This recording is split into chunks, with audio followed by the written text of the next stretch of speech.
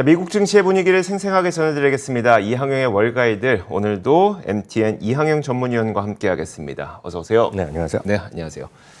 자, 추석 연휴를 보내는 동안 한 차례 출렁거리긴 했습니다만 그래도 지난 밤새에는 어느 정도 반등하기도 했어요. 미국 증시 한번 먼저 봐주실까요? 네, 맞습니다. 지난주 사실 저희가 이제 금요일날 방송하고 쉬었지 않습니까? 연휴였는데 계속 내리다가요. 오늘 닷새 만에 오늘 3대 지수가 모두 일단 반등에 성공했습니다. 물론 어저께 이제 나스닥은 조금 이제 반등 정도 했지만 실제로 3대 지수가 같이 올라간 것은 진짜 모처럼 있는 일입니다. 네.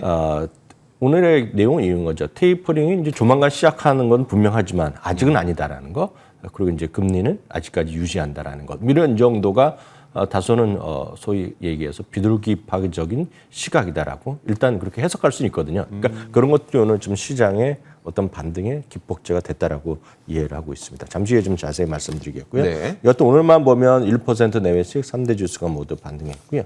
유가가 72달러 수준까지 회복했습니다.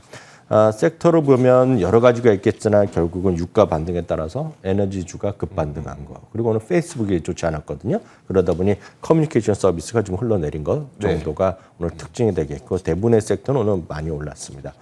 한편 이제 추석 연휴 기간 3대 지수의 추이를 보시면 다들 이제 많이 보셨겠지만 오늘만 이제 보신 분들 말씀드리면 제가 딱 그 수치부터 말씀드렸습니다. 금요일 날, 그러니까 금요일 날이 제일 처음에 제일 왼쪽이 금요일이 되겠고요. 그다음에 월요일, 화요일, 수요일입니다. 미국 날짜이기 때문에 이게 온전히 우리가 쉬었을 때 있었던 일인데요.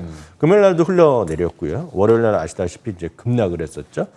그래서 이제 그 당시에는 많은 분들이 이제 난데없이 헝다그룹 얘기를 많이 물론 한 몇 달 전부터 그런 중국 쪽에 관심 있는 분 보셨겠지만 미국 주식하시는 분은 큰 관심이 없었고 저도 그렇게 솔직히 아직도 별로 관심이 없거든요. 그렇지만 어찌됐건 헝다그룹의 파산설이 크게 나오면서 제1의 리만 사태다 얘기 나오고 우리나라 모든 지상파 뉴스에서도 추석에 관한 많은 사람들의 움직인 제외가 이게 탑 뉴스였으니까요. 그렇죠. 그러다 보니 3대 지수가 모두 2% 떨어진 것이 그 두 번째 있었던 월요일 날이 되겠습니다. S&P 500이 결국 지나고 보면 1.7%가 떨어졌는데요. 5월 10일 이후 최대의 하락 보게 됐고요. 9월 2일 고점 대비를 보면 고점 대비 장중 고점 저점을 되면 드디어 5% 하락이 보여줬었던 것이 그날이 되겠습니다. 나스닥은 2%가 떨어지고요. 공포지수가 28포인트를 넘는 그런 수준까지 가게 됐었습니다. 다만 그 다음 날이 화요일 날이었죠. 우리나라 보면 어저께 새벽이었는데요.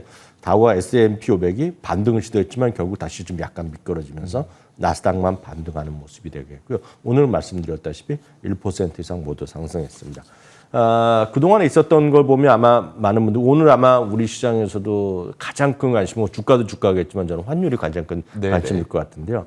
환율이 많이 좀 올랐습니다. 그래서 연초 대비 가장 높은 환율까지 우리나라도 올라갔었는데요. 그런데 미국의 달러 지수도 93포인트까지 오늘도 좀 상당히 좀 강세해 보이는 모습을 보여주고 있고 우리나라 환율이 1,180원, 90원 갔었던 거로 제가 봤거든요. 그렇지만 이제 활발한 장은 이제 오늘 아침 9시부터 그렇기 때문에 뚜껑을 열려봐야 될 것 같습니다. 상당히 좀 오른 채 출발 가능성이 있겠죠. 10년물 국채금리는 혼조권 오늘 하루 종일 계속 흔들거렸고요.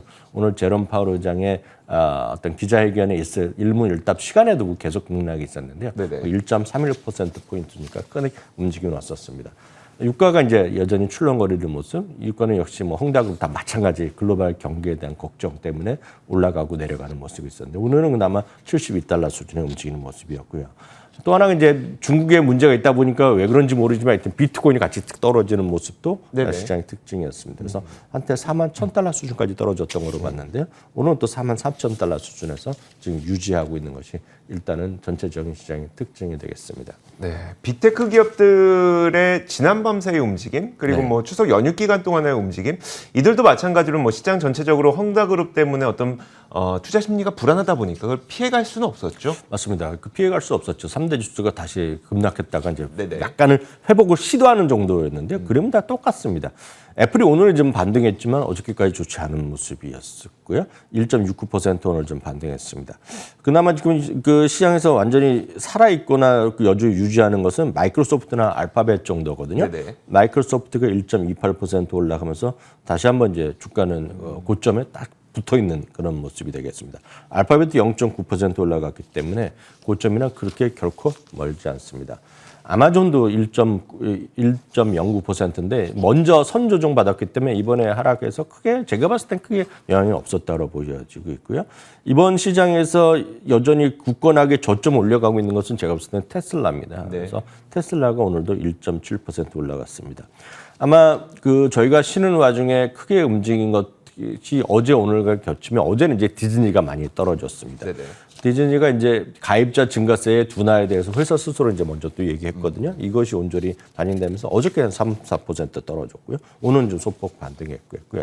오늘 앞선 코드에 나왔지만 페이스북에 대한 논란이 있었죠. 페이스북에서 얘기한 것이 결국 단순한 얘기입니다. 애플 쓰시는 분 다들 아실 것 같습니다. 네네. 애플 쓰다 보면 오래간만에 새로운 앱에 들어갈 때 항상 뭔가 메시지가 뜹니다. 네. 그래서 쉽게 해서 너의 정보를 이 사람들한테 줘도 되냐 이걸 물어보는 거거든요. 그러니까 이걸 대부분 사람들은 안 주고 싶지 않습니까? 그러니까 그렇죠. 대부분이 노 하시는 분이 많을 것 같습니다. 네. 저도 웬만한 거는 뭐 저는 예스도 많이 하지만 웬만한 거 자주 안 쓰는 거 다 노 하거든요. 맞아요. 딱 그런 겁니다. 그래서 그거에 관한 평가를 그동안에 페이스북이 지난 2분기에 약간 경고를 했지만 이거가 자기네가 약간 좀 과소평가했다는 얘기를 하고 있고 이거에 대해 그러니까 당연히 이게 사람들이 여전히 그걸 당연히 100% 받았을 때는 딱 이겁니다. 광고를 파는 사람과 광고 입장에서 보면 어떤 사람인지 어떤 걸 좋아하는지 정확히 알아야지 광고 비용이 산출되는 그렇죠. 거 아닙니까? 네네. 근데 이제 그게 지금 약간 애매해졌다는 거거든요. 그래서 이 부분이 주가에 자기네가 과소평가했다는 그런 거 당연히 비용도 늘어날 거고 광고 입장에서 보더라도 여태까지의 그 페이스북이가 됐건 다른 데도 마찬가지인데요. 네네. 그에 대해서 신뢰를 약간 줄어들 수 있잖아요. 그거 되겠고요. 딴 얘기지만 그럼 이거를 누가 제일 다 갖고 있겠냐는 거죠. 네네. 이것 때문에 좋아질 것이 결국 애플이라는 얘기를 하는 거죠. 애플이 광고 시장에서 앞으로 상당히 커질 수 있다는 걸 주목하는 사람들 그런 것도 얘기하는 사람도 있다라고 일단 참고하시면 되겠습니다. 저도 경험상으로 보면 이제 뭐 어떤 사이트를 들어간다거나 아니면 어떤 앱을 깐다거나 했을 때 개인 정보를 허용하시겠습니까? 라는 질문이 있고 허용함, 허용하지 않음 이 두 가지가 있는데 뭐 저는 대체로 좀 허용하는 편이에요. 그 이유는 이제 제가 원하는 광고를 제가 보고 싶어서 왜냐하면 쓸데없는 광고가 너무 많은 게 싫거든요. 그래서 네네. 그랬는데 의외로 또 페이스북도 2분기, 3분기 지나 보니까 허용 안 하는 사람이 많네? 라고 하면서 이제 본인들이 약간 보수적으로 변한 거죠. 그런 거죠. 그런 거. 알겠습니다. 자, 좋습니다. 페이스북까지 정리를 해봤고요. 자, 근데 아무래도 중요한 거는 지난 밤 사이에 있었던 이 FOMC 결과잖아요. 어떤 내용들이 좀 나왔는지 구체적으로 살펴주시죠. 가장 이제 그 헝다그룹의 문제도 있었죠. 네네. 헝다그룹이 무슨 370 몇 조인가요? 네네, 맞아요. 금액이 하도 크니까 뭐 네. 기억도 안 날 정도입니다. 그래서 그것이 당장 오늘 아닙니까? 오늘 이제 돈을 딱 갚느냐 안 갚느냐 그래서 네네. 일본 뉴스 지금까지 나온 거 보면 헝다그룹에서 아유 부도 파산 아니다 얘기하고 있지만 아무도 모르는 거죠. 그래서 지금 달러로 된 채권은 못 갚을 수도 있고 뭐 위안화인지 그거는 이제 갚을 수 있다는 네네. 얘기하면서 어떻게 머리 아프지만 또 하나 문제는 결국은 제가 봤을 때 그거보다는 이제 더 중요한 것들은 이제 오늘 새벽에 발표된 테이퍼링이 과연 발표하느냐 안 하느냐는 거죠. 왜냐하면 발표 안 하면 11월의 가능성이 크거든요. 그러니까 연준이 FOMC가 10월은 없습니다. 그래서 11월 3일, 4일 날 있을 텐데 그래서 그거에 대한 그것이 발표가 되냐 안 되냐였는데 결론적으로 보면 오늘 발표는 안 했어요. 네. 그러니까 공식적으로 시작한다는 얘기는 안 했지만 다만 이제 내년에는 중반 정도 이제 끝난다는 얘기를 했으니까 네. 그러니까 한 달에 지금 1,200억 달러 사는 거 아닙니까? 그러니까 그거를 이제 내년에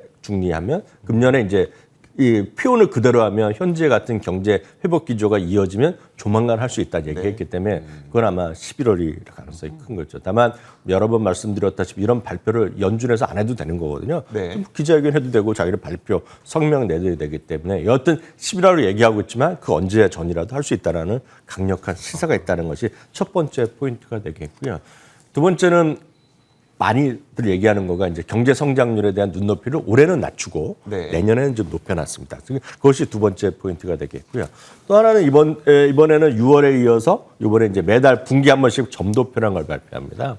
그러니까 점도표라는 것을 여러분들 어렵게 생각하실 필요 없고요. 연준에 참여하는 분이 18명 되는데 18명이 각각 금년이면 금년, 내년, 후년, 이번에 처음으로 2024년까지 기준금리 자기가 생각하던 기준금리를 찍는 겁니다. 네네. 그래서 닷플랫이라는 것이 별거 아니라 각각이 자기 예선을 찍는 거죠. 우리를 보면 발을 정자를 가서 쓰는 거라 그런 느낌으로 보시면 되겠는데요.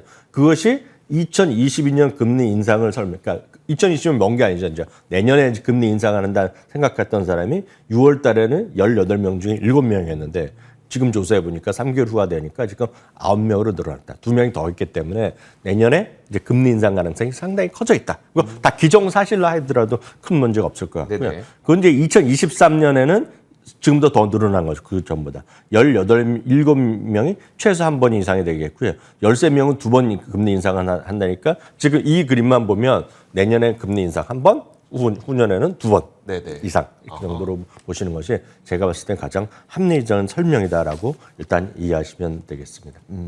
그런데요, 추가적인 건데, 사실 이게 참, 테이퍼링이 곧 시작된다는 것은 시장에 약간은 위협적인 발언일 수도 있었는데도 시장이 네. 또 반등했다는 거는 좀 어떻게 생각하세요? 저는 그래서 이렇게 이해를 하고 있습니다. 그러니까 네. 홍다그룹 그 이슈도 마찬가지거든요. 홍다그룹이 됐건 이런 테이퍼링이 됐건 간에 특히 테이퍼링은 누구나 다 알고 있는 거거든요. 그래서 그렇긴 하죠. 저는 그게 뭐 악질 리가 없다고 보고 있고요. 당연히 정상적으로 가는 그런 흐름이라고 좀 보고 있거든요. 네. 사실 그보다는 잠시 후에 또 시간이 되면 말씀드리겠지만 가장 핵심은 지금 시장에서 9월 이후에 지금 주시장이 쉬고 있지 않습니까? 네네. 그래서 전체적으로 보면 9월 이후 지금 거의 플러스 마이너스 보합까지 떨어져 있거든요. 그러니까 그것에 의미하는 것은 뭐냐면 실제로 보면 헝다그룹도 있고 다 있지만 핵심은 실적 전망이 더 이상 그렇게 뻗어나가지 못하고 있다는 겁니다. 네, 그래서 네. 이익 전망이 지난주에도 제가 수요일 날도 말씀드린 기억이 있는데요. 이익 조정 비율이 50 이하로 내려갔거든요. 네. 그러니까 지난주에요. 네, 그래서 네. 그런 것들에 따라서 그것이 의미하는 것은